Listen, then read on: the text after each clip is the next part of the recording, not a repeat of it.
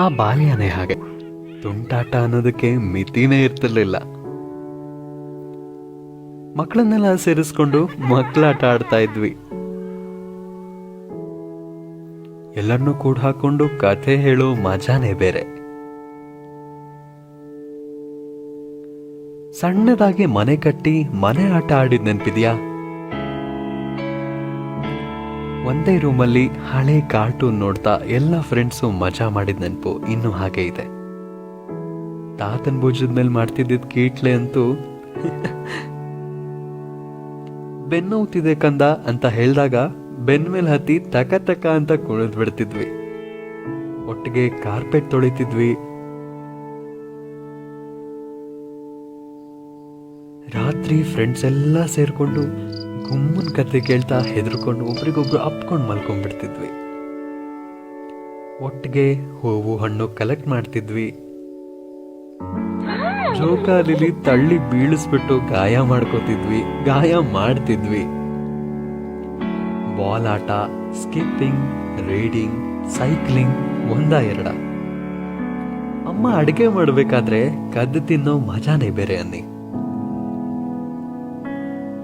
Doctor ಆಟ ಆಡಿದ್ದು ನಿಮ್ಗೆಲ್ಲ ನೆನ್ಪಿರ್ಬೇಕಲ್ಲ.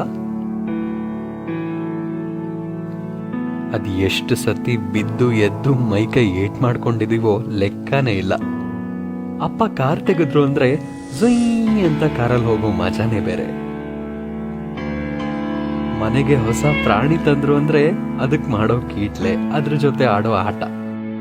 ಇರೋ ಬರೋ ಸಾಮಾನನ್ನೆಲ್ಲ ಕಿತ್ತಾಕಿ ಅಮ್ಮನ ಹತ್ರ ಅದ್ ಎಷ್ಟು ಸತಿ ಬಯಸ್ಕೊಂಡಿದೀವೋ.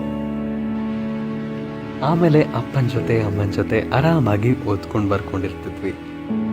ನಮ್ಮನೆಗಂತೂ ಕಾಡ್ ಹತ್ರ ಇತ್ತು.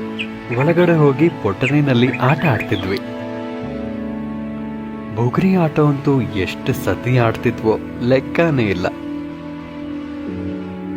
ಅಪ್ಪ ಬರ್ತಿದಾರ ನೋಡು ಅಂತ ತಮ್ಮ ಹೇಳೋದು, ಅಕ್ಕ ಹೇಳೋದು, ಹೊರಗಡೆ ಹೋಗಿ ಚೆಕ್ ಮಾಡಿ ಕೀಟ್ಲೆ ಮಾಡೋದು, ಟ್ರೈನ್ ಗಾಡಿ ಬಿಟ್ಕೊಂಡು ಆಟ ಆಡೋದು. ಮನೇಲಿ ಎಲ್ಲರೂ ಸೇರ್ಕೊಂಡು ಊಟ ಮಾಡ್ತಿದ್ವಿ.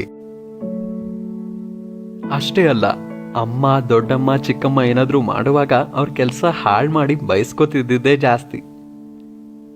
ಆಮೇಲಿಂದ ಮತ್ತೆ ಡಾಕ್ಟರ್ ಆಟ, ಮತ್ತೆ ಮನೆಯಿಂದ ಹೊರಗಡೆ ಹೋಗು, ಅದೇ ಕೀಟ್ಲೆ ಮಾಡು, ಮಳೆಲ್ ನೆನೆಯೋದು, ಅದೇ ಮಜಾ.